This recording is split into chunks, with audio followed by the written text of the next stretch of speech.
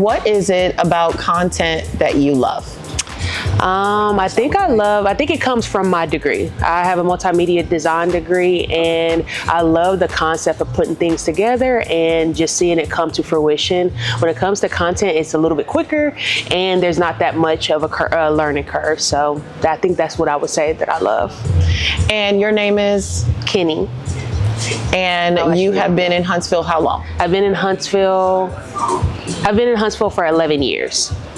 And so you created this brand called Huntsville Content Creators.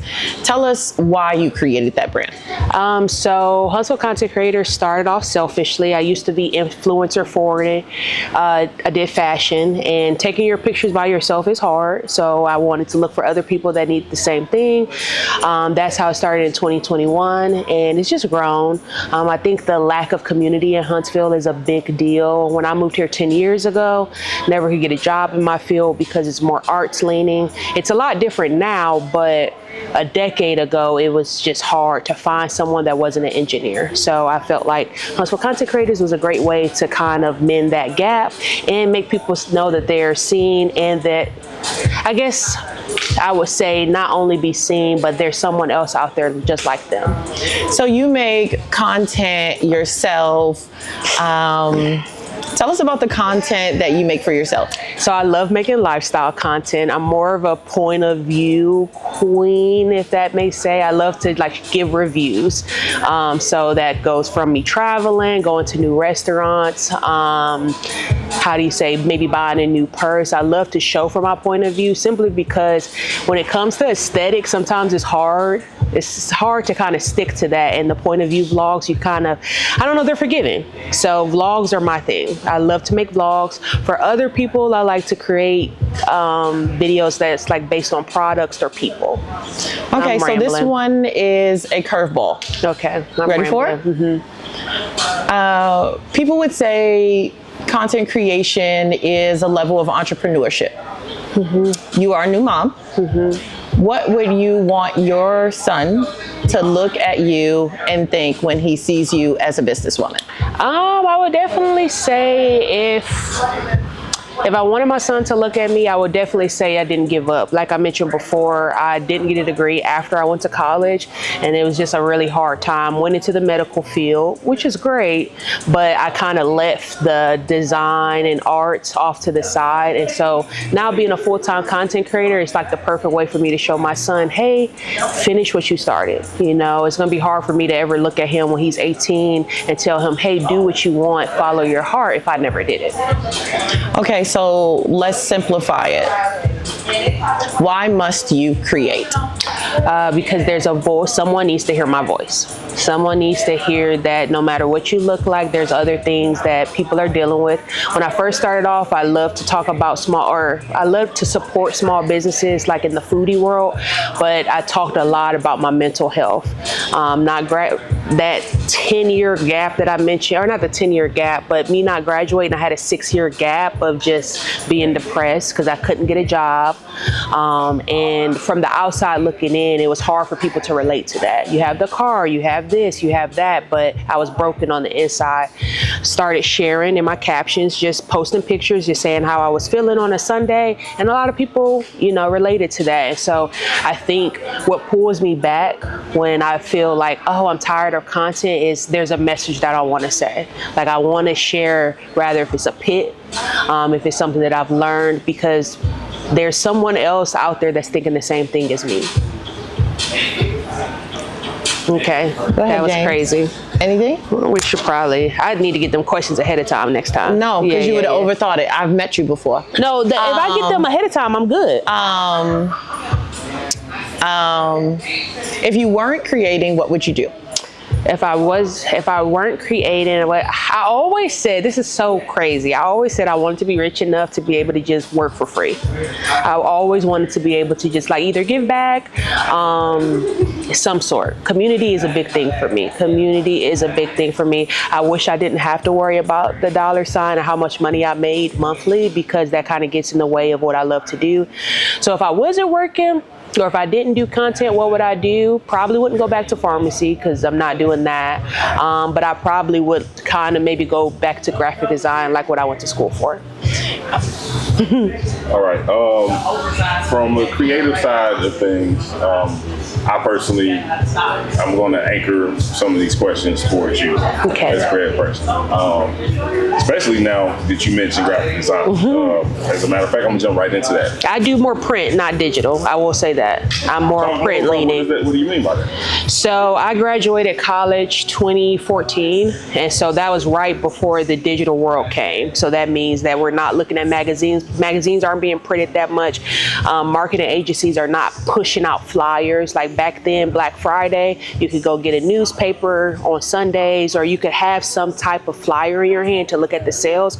You don't really see that anymore. 2014 was the cusp of that. So graduating at the cusp of wanting to do print was interesting. So now I do digital because it can translate, but print is like my pride and joy. It's simpler.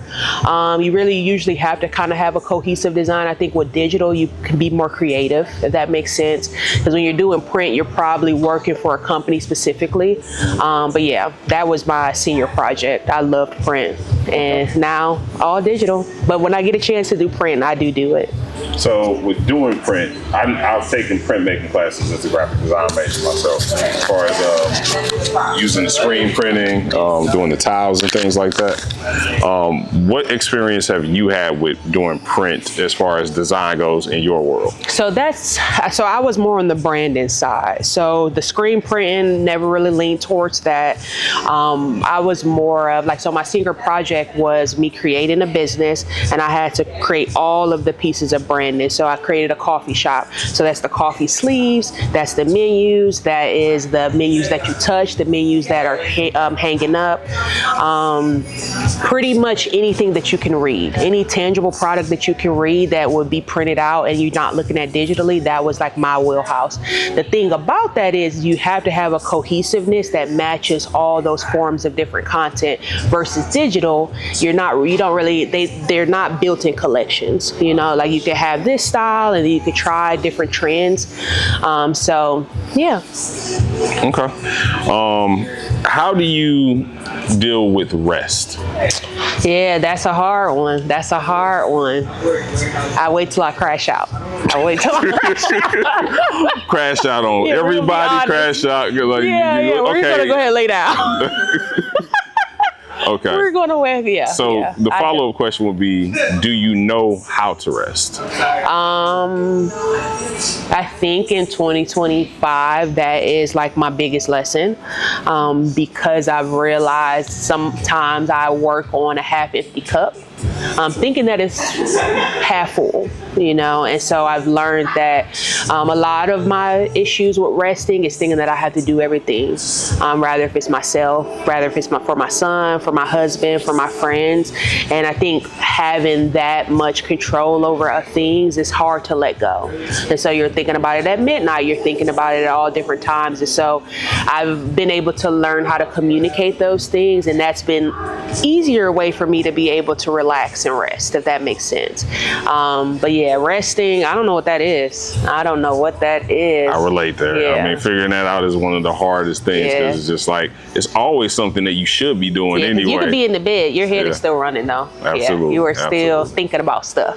Schedule a break, or a break will schedule you. Yep, that is true. Yeah. That is true. So that's been the nice thing about me I prioritize my son. I stay at home with him. He's about to be 3 in December. Oh, he's little. Yeah, and so he's my rest, even though he's crazy, right? And so he's the rest that I need. So when things are like just too busy, I just won't I don't take a lot of things on my plate nowadays, just because I know that I don't have the magnitude. So I guess instead of me understanding how to rest, I know how to not burn out. Yeah. That's important too. Yeah, it is. Because burning out and crashing out, certified. I'm telling you. Okay. You mentioned wanting to move to a camera, and right now you do everything with your iPhone. Yes, I do everything with my iPhone. How fun. So I create content for med spas and real estate agents, more of talking head videos, because it's on the phone and we're really not going to 4K quality output. My phone works. The issue is that I love to create content, and it's easy to compare when all your friends do the same thing, and all my friends have cameras. And so I'm just like, okay, now is maybe the time to try new things. And I think I'm in a place to where the clients I can practice on them, you know, versus trying to get it and then practice on my new clients. It's the price tag though, because I was looking at that bad boy, and it's gone up $500 since last year. It's going up? Yeah, since last year. That's crazy. Yeah. So, And they hadn't even went in, but they were expecting them. are you looking for one for strictly content? Yeah, like so being able to shoot, yeah. So your main concerns are like 4K? Yeah, basically. I would honestly say, not to poop on Sony, but I'm sure Sony has one too.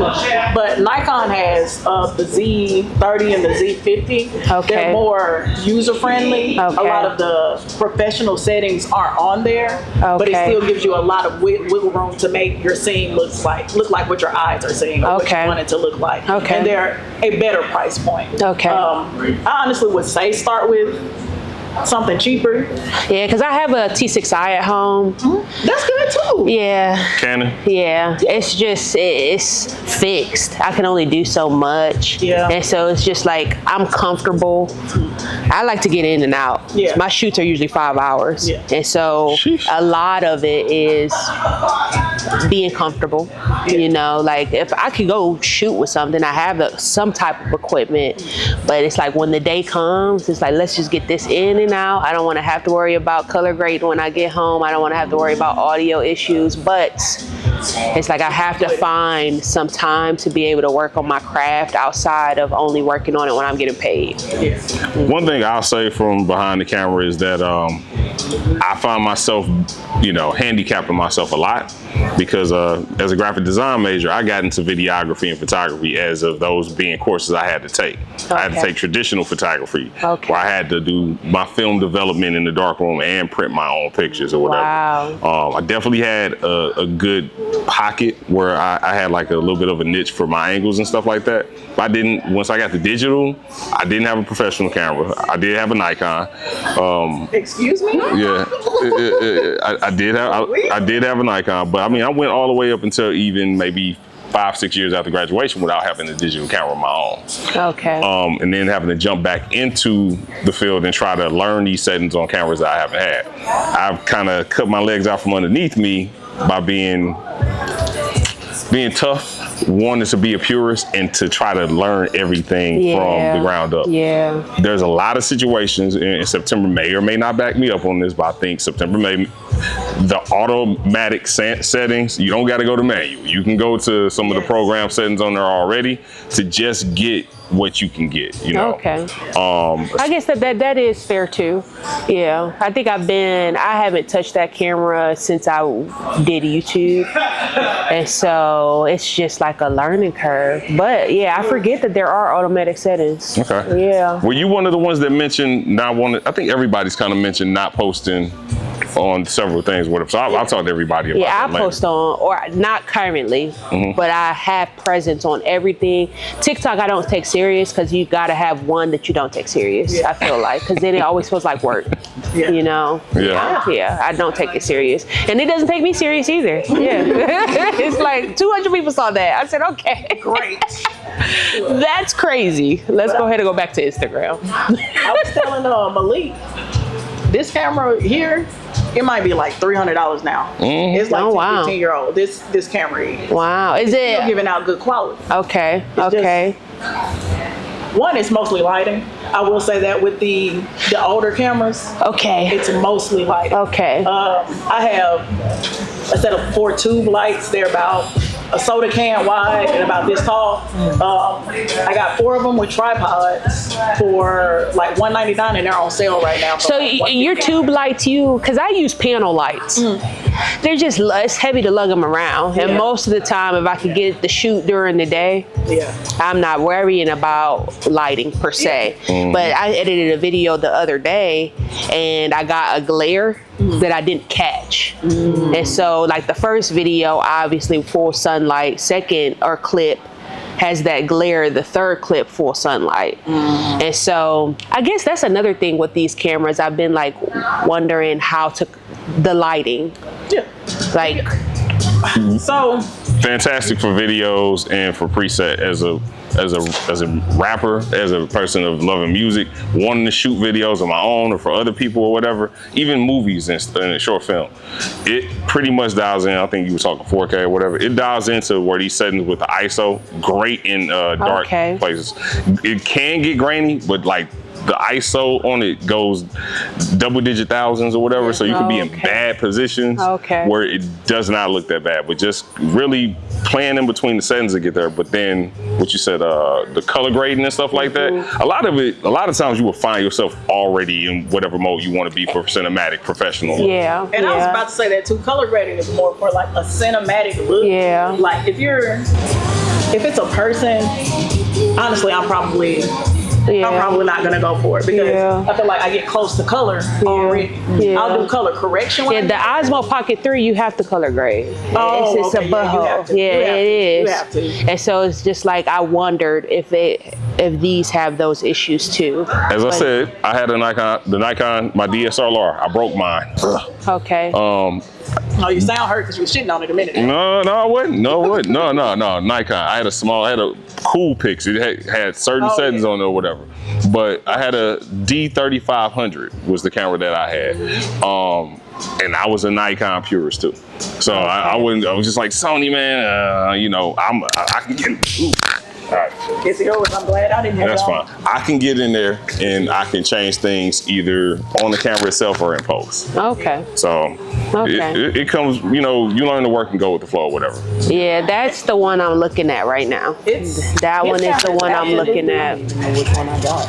It's better with the autofocus. It's better at tracking people. So with mine, that is the thing. That is that. Because my friend is a videographer and he works with other videographers to do the parts he doesn't know how to do. So I saw a video he posted and it was at a med spa and the clarity, you could almost see the strands moving. And I was like, what camera was that? And he mentioned that it was that, but he mentioned that the focusing is really, really good. It's impeccable. It can be Then I went to go look at the price and I was like, you know what, we're gonna think about this. We're gonna think about this for a Protect it with your life. We're gonna think about that. As he says, well, he is completely naked, no cage, nothing. I'll get there. She getting at me. What do you think? You talked about like Huntsville as far as support and stuff like that, and community and sense of that. Where do you see Huntsville having the potential for creatives to go? I think including your part in it. I think when you look at it from the influencers, so for like content creators, I say is a umbrella for influencers, business owners that were forward facing, they're selling products, videographers, photographers, all of that. Now, as far as influencers, I think because like Tanger just bought Bridge Street, so national brands is how we get paid. So if the national brands are coming here and we're not just working with small businesses, you need to be known. Most of the time, all that is an SEO issue. So we try to fill that gap to say, hey, do what you need to do. So you're identified, like Lego just came, they used local people. So there's that. I think the fact that the city is growing and we're getting a lot of national brands, that to me, that's a dollar sign because they need people to move in and out to talk about their brand.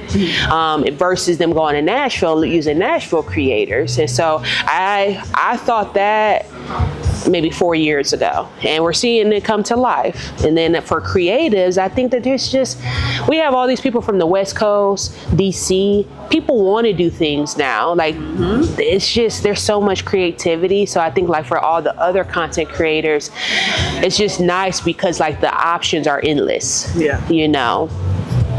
So, do you enjoy from kind of like the consumer side, or just the audience side enjoy watching content? No, no, not really. Not even no. Yeah, it's really because of Huntsville content creators. All of my friends are content creators. Okay. It's overload. Okay. Yeah, it's overload. I hate it because. Did you ever?